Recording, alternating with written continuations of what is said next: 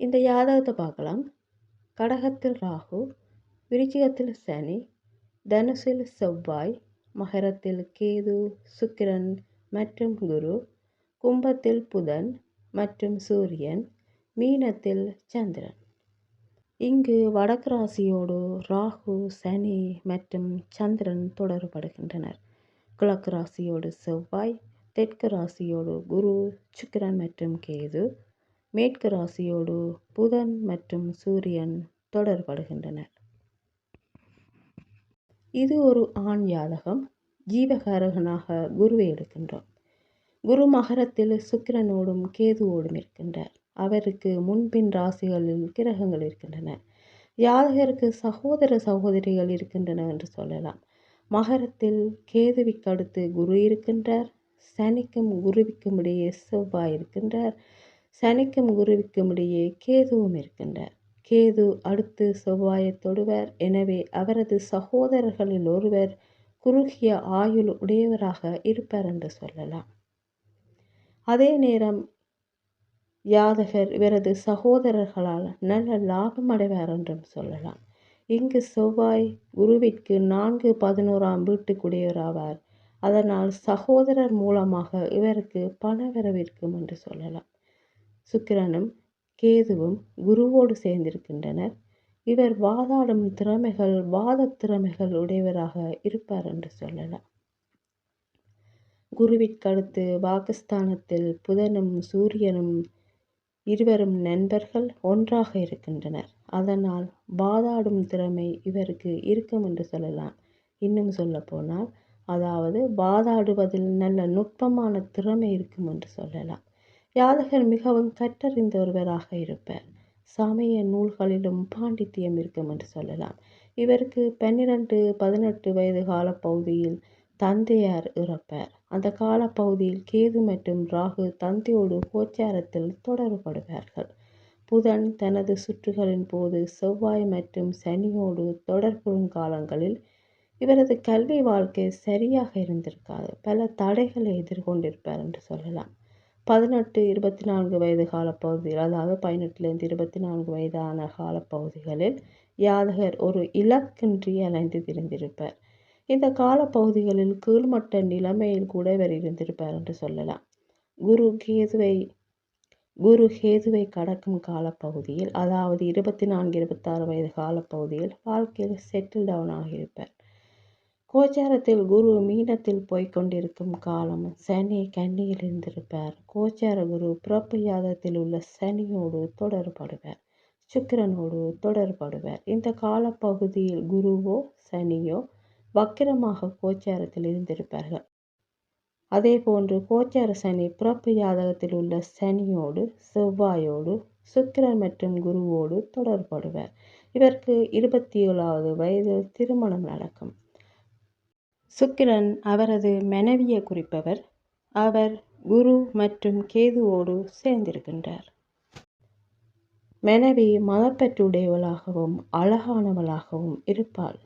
குரு பலவீனமாக இங்கு இருப்பதால், இங்கு கேதுவும் சேர்வதால் கருக்கலைப்புகளை எதிர்கொண்டிருப்பாள் என்று சொல்லலாம். அதே நேரம் சனியும் சுக்கிரனும் வலிமை இல்லாமல் இருக்கின்றார்கள். சந்திரன் சனியை பார்த்தாலும் கூட சூரியனின் அரவணைப்பில் இருந்து வெளியில் வருகின்ற சந்திரன் சனிக்கு பகை கிரகம். அதனால் சனி பலவீனமாக இருக்கின்ற அதே நேரம் கேதுவோடு சேர்ந்த சுக்கிரனும் சனியின் தொடர்பில் உள்ள சுக்கிரனும் பலவீனமாக இருக்கின்றார். குருவும் இங்கு பலமில்லை என்பது குறிப்பிடத்தக்க ஒன்று. ஜாதகருக்கு 3 ஆண் பிள்ளைகள் இருப்பார்கள். ஜாதகரோடு 3 ஆண் கிரகங்களின் தொடர்பு இருக்கிறது. ஆனால் அந்த பிள்ளைகள் பாவ கிரகங்களோடு சம்பந்தப்படுகின்றார்கள். அதனால் நீண்ட காலம் வாழும் தகுதியை இழக்கின்றார்கள். அதேபோல் பெண் குழந்தைகளும் பாவக்கிரகங்களோடு ராகு கேதுக்களோடு தொடர்படுகின்றார்கள். இங்கு அவர்களும் அப்படியே ஆகின்றார்கள். இவரது 54-55 வயதில் அவரது மகன்களில் ஒருவர் வாழ்க்கையில் முன்னேற்றம் மற்றும் நல்ல நிலையை அடைவார் என்று சொல்லலாம். இந்த ஜாதகர் 56-67 வயதில் ஓய்வு பெறுவார். மூல நோய், காற்றோடு பரவும் நோய்களால் பாதிக்கப்படுவர். இவரது 60 வயதுகளில் இவரது பிள்ளைகள் எல்லோரும் வாழ்க்கையில் செட்டில் ஆகிவிடுவார்கள். இவருக்கு 63 வயதாகும் போது இவரது மனைவியின் உடல் பாதிக்கும். ஏனெனில் ராகு கேதுக்களோடு சுக்கிரன் தொடர்படுவர். 64-65 வயதில் மகன் மூலம் இவருக்கு நல்ல நிலை கிடைக்கும் என்று சொல்லலாம். 78 வயது வரை வாழ்வார் என்று சொல்லலாம். இந்த யாதகத்தை பார்க்கலாம். மேசத்தில் சுக்கிரன் மற்றும் சூரியன், ரிஷபத்தில் புதன், கடகத்தில் ராகு, விருச்சிகத்தில் சனி, தனுசில் செவ்வாய் மற்றும் சந்திரன், மகரத்தில் கேது, கும்பத்தில் குரு. இங்கு வடக்கு ராசியோடு சனி மற்றும் ராகுவும், கிழக்கு ராசியோடு சுக்கிரன், சந்திரன், செவ்வாய் மற்றும் சூரியனும், தெற்கு ராசியோடு கேது மற்றும் புதனும், மேற்கு ராசியோடு குருவும் தொடர்படுகின்றனர். இந்த ஜாதகர் பிடிவாத குணமுடையவர், சிடுசிடுப்பான தன்மையுடையவர் என்று சொல்லலாம். இவர் பெரிய அளவில் சம்பாதிப்பார். ஆனால் கையில் சம்பாதித்த பணம் ஒன்றும் இருக்காது அல்லது தங்காது என்று சொல்லலாம். சனிக்கு 2இல் செவ்வாய் மற்றும் சந்திரன், 3இல் கேது. இவர் ஆசைகள் எல்லாம் துறந்து சன்னியாசியாக வாழ்வார். இவர் தேடி திரிந்து ஞானத்தை பெறுவர், பின் ஞானியாக வாழ்வார். இவரது குடும்ப வாழ்க்கை சந்தோஷமாக இருக்காது. இவரது ஒவ்வொரு முயற்சிகள் வலிமை மிக்கதாக இருக்கும். ஆரம்பத்தில் எவ்வளவு உழைத்தாலும் நிறைய கடன்கள் இருக்கும். ஆனால் 56-57 வயதில் நல்ல நிலைமைக்கு வருவார் என்று சொல்லலாம். சுக்கிரனில் இருந்து வெளிப்படும் விதி ரேகையே இதற்கு காரணம். இந்த மகிழ்ச்சியான காலத்துக்கு அவரது மனைவிதான் காரணமாக பொறுப்பாக இருப்பார் என்று சொல்லலாம். இங்கு செவ்வாய் ரேகையும் முக்கியத்துவம் வாய்ந்தது. இவர் 70 வயது வரை வாழ்வார் என்று சொல்லலாம். இந்த யாதகத்தை பார்க்கலாம். ரிஷபத்தில் சுக்கிரன் மற்றும் குரு, கடகத்தில் சூரியன், புதன், செவ்வாய் மற்றும் கேது, கன்னியில் சனி, விருச்சிகத்தில் சந்திரன், மகரத்தில் ராகு. வடக்கு ராசியோடு புதன், சூரியன், கேது, செவ்வாய் மற்றும் சந்திரனும், தெற்கு ராசியோடு குரு, சுக்கிரன், ராகு மற்றும் சனியும் தொடர்படுகின்றனர். இங்கு கிழக்கு மேற்கு ராசிகளோடு எந்த கிரகமும் தொடர்பில் இல்லை. இது ஒரு ஆண் ஜாதகம். ஆணுக்கு ஜீவகாரனாக குருவை எடுக்கின்றோம். இங்கு தொழில்காரகன் சனி வணிகத்தை குறிக்கும் புதனின் வீட்டில் இருக்கின்றார். இவர் கணக்குகள் மற்றும் நிதி பரிவர்த்தனைகள் சம்பந்தப்பட்ட ஒரு நிறுவனத்தில் பணிபுரிகின்றார் என்று சொல்லலாம். இங்கு சந்திரன் பலவீனமாக இருந்தாலும் குரு மற்றும் சுக்கிரன் தொடர்பில் இருக்கின்றனர். அதே நேரம் தனியாக சுக்கிரன் தொடர்பில் இருந்தால் இங்கு சந்திரன் வலுவாக இருக்கின்றார் என்று சொல்லலாம். ஆனால் அசுர குருவிக்கும் தேவ குருவிக்கும் ஒருவருக்கொருவர் ஆகாது.